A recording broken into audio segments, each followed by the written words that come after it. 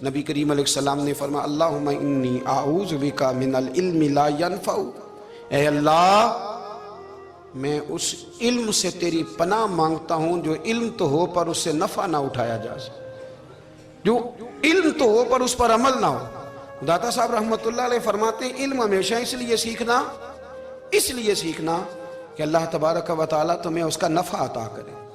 اور پھر آگے بڑھتے ہیں تو آپ فرماتے ہیں جب علم سیکھ لو تو پھر نہ اللہ رسول سے عشق کرنا، فرماتے ہیں پھر نمازیں پڑھنا آسان ہو جائے گا، روزے رکھنا آسان ہو جائے گا، قرآن مجید پڑھنا آسان، محبت کرنا۔ اور آپ نے مثال دی، جہاں بھی کوئی بات سمجھاتے ہیں ایک مثال دیتے ہیں، مثال دی، فرمانے لگے حضرت عبداللہ ابن مبارک رحمۃ اللہ تعالیٰ علیہ فرماتے ہیں میں شروع میں ایک عورت پہ عاشق ہو گیا تھا، سمجھانے کے لیے بات کرتے ہیں، عاشق ہو گیا تھا ایک عورت پہ، تو میں نے عشاء کی نماز اس کے محلے میں جا کے پڑھی، چونکہ میرا مذہبی گھرانے سے تعلق تھا، نماز میں پڑھتا تھا، تو امام صاحب جو تھے نا، یہ داتا صاحب نے لکھا ہے کشف المحجوب، امام صاحب نے نا آیات ذرا لمبی پڑھی، تو میرے دل میں خیال آیا کہ مولانا آپ تو فارغ ہیں تو ہمیں تو اور بھی کام ہے، تو کہتے ہیں نماز سے فارغ ہو کے میں اس کے گھر کے چکر لگاتا تھا، ساری رات گھومتا رہتا تھا، وہ چند لمحوں کے لیے چھت پہ آتی تھی، دو ایک بات کرتی تھی، چلی جاتی تھی،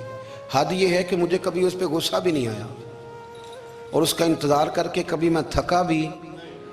یہ داتا صاحب لکھ رہے ہیں، حضرت عبداللہ ابن مبارک فرماتے ہیں ایک رات میں گیا، اسی طرح میں نے نماز پڑھی، پھر میں اس کے گھر گیا، میں ساری رات، سردیوں کی ٹھنڈی رات 11-12 گھنٹے اس کے گھر کا طواف کرتا رہا، معاذ اللہ چکر لگاتا رہا۔ آدھی رات کو سحری کے وقت وہ چھت پہ آئی 1 منٹ کے لیے اور کہنے لگی گھر میں مہمان بہت زیادہ ہیں، آج بات نہیں ہو سکے گی۔ حضرت عبداللہ ابن مبارک فرماتے ہیں کہ میں جب واپس لوٹا تو نہ مجھے اس پہ غصہ تھا، نہ مجھے تھکاوٹ تھی، بلکہ میرے دل کے اندر اس کے لیے محبت بڑھ رہی تھی۔ میں کہہ رہا تھا کتنی اچھی ہے بیچاری، اتنے راش میں بھی اور اتنی مجبوری میں بھی 1 منٹ کے لیے چھت پہ آئی ہے، پھر بھی مجھے اس سے پیار بڑھ رہا تھا۔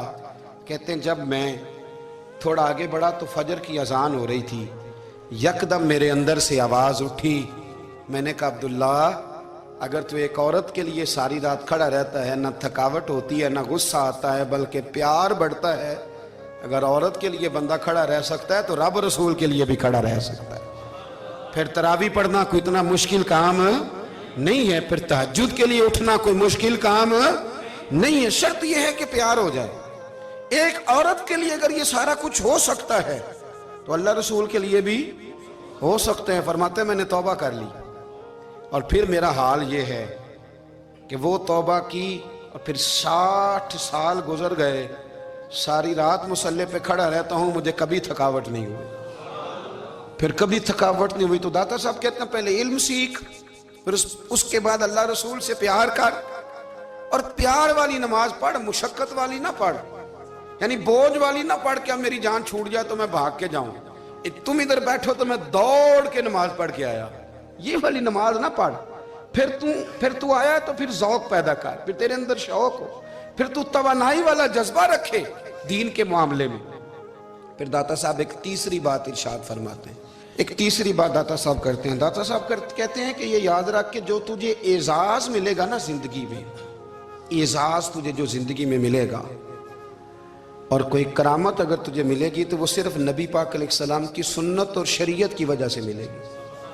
تو جتنے مرضی چلے کاٹ لے، وظیفے کر لے، کالا جادو، نیلا جادو، پیلا جادو، جو مرضی تو سیکھ لے، اگر تجھے کوئی اللہ شان دے گا تو صرف اس لیے دے گا کہ تو نبی پاک کے دین پہ عمل کرتا ہے۔ کس نے لکھا ہے؟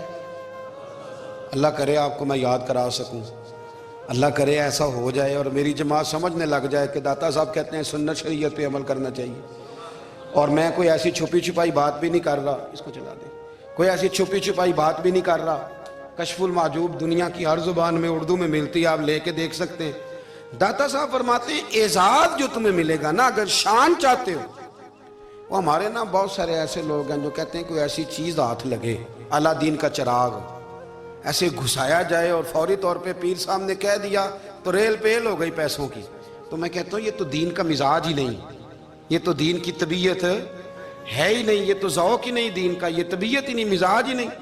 میرے عزیز داتا علی اجویری رحمۃ اللہ علیہ فرماتے ہیں تو سنت پہ عمل کر، شریعت پہ عمل کر، اللہ کا قرآن کہتا ہے قل ان کنتم تحبون اللہ فاتبعونی یحببکم اللہ.